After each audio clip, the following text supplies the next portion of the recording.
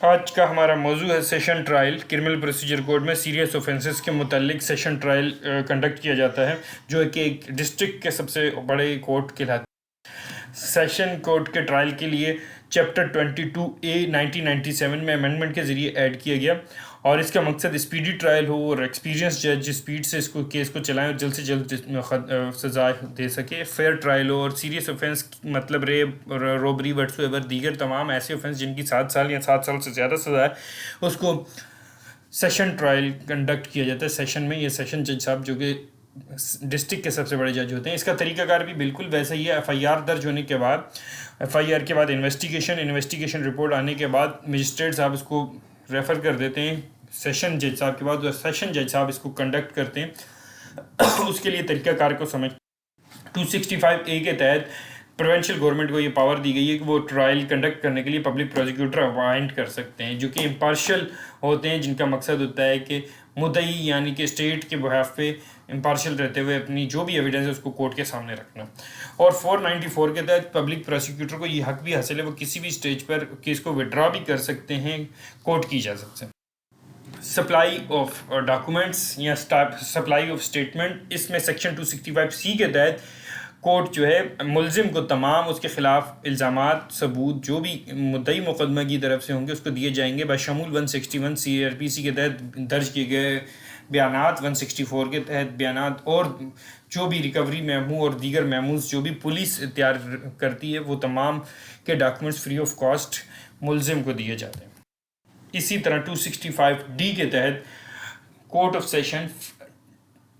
Charge frame کرتی ہے، جو چارج ایک فارمل ایکوزیشن ہوتی ہے، جو اس کے خلاف لگائے گئے الزامات کو بتایا جاتا ہے، آسان الفاظ میں لینگویج میں ایکسپلین کیا جاتا ہے، اور اس کو لیگل جو بھی سیکشن امپلیمنٹ ہو رہی ہے اس پہ اس کو بتایا جاتا ہے۔ اگر ملزم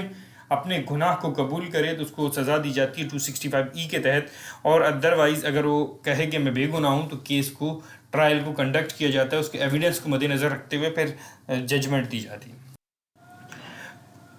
265G کے تحت کورٹ سمن کر سکتی ہے، وارنٹ کر سکتی ہے گواہان کو اگر وہ نہ آ رہے ہوں، اور 265F کے تحت نہ صرف پروزیکیوشن بلکہ ملزم بھی اپنے حق میں وٹنس پروڈیوس کر سکتا ہے، اپنے وٹنس کی لسٹ دے سکتا ہے، اور کورٹ کو کہہ سکتا ہے کہ ان وٹنسز کو سمن یا وارنٹ جاری کیا جائے۔ کورٹ ایگزامن کرتی ہے کس طرح وٹنس کو۔ سب سے پہلے ایگزامینیشن چیف ہوتا ہے جو کہ مدعی مقدمہ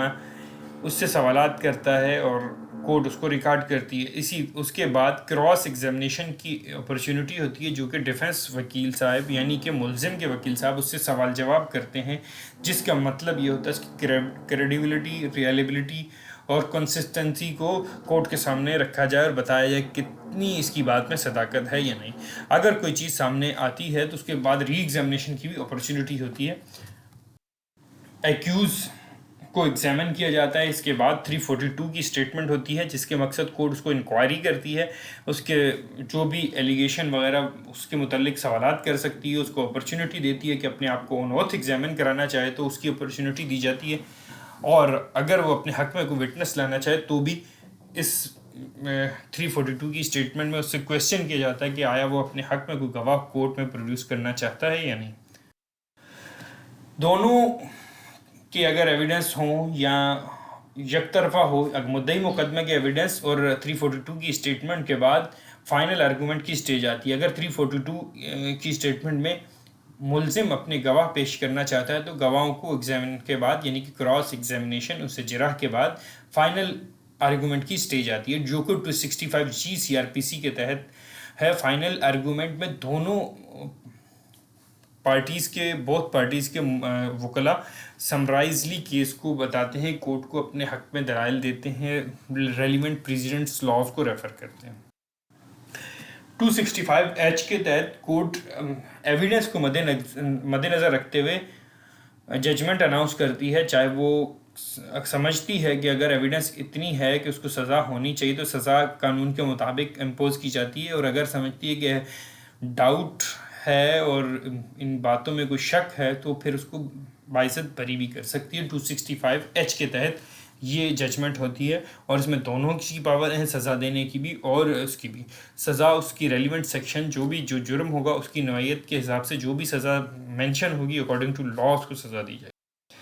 265 کے سی آر پی سی میں سیشن ٹرائل کے متعلق ہے، جو کسی بھی ٹرائل کی کسی بھی اسٹیج پر نہ صرف کورٹ خود سوموٹو اٹس آن پاور کے تحت یا ملزم اس کو اگر کوئی اپلیکیشن دے تو بھی کورٹ کو یہ اگر پروف کر دے کہ کوئی بھی میٹیریل ایویڈنس ریکارڈ پہ نہیں ہے جس سے یہ جرم ثابت ہو رہا ہو اور پراما فیشا آف کیس اسٹیبلش نہیں ہوتا، تو کورٹ اس کو کسی بھی اسٹیج پہ ایکوٹ کر سکتی ہے، بری کر سکتی ہے۔ یہ ہم نے سیشن ٹرائل کو ایزی ورڈنگ میں سمجھایا۔ اگر آپ کوئی بھی ہم سے سوال پوچھنا چاہتے ہیں کسی بھی قانون کے متعلق تو آپ ہم سے رہنمائی حاصل کر سکتے ہیں دیے گئے نمبروں پہ۔ آپ ہمیں کمنٹ کر سکتے ہیں دیگر ہم موضوعات پر ویڈیو کے لیے ہم فردر سی آر پی سی کے دوسرے چیپٹرز کے متعلق بھی ویڈیو اپلوڈ کریں گے انشاءاللہ جلد سے جلد۔ بہت بہت شکریہ آپ کی سماعتوں کا۔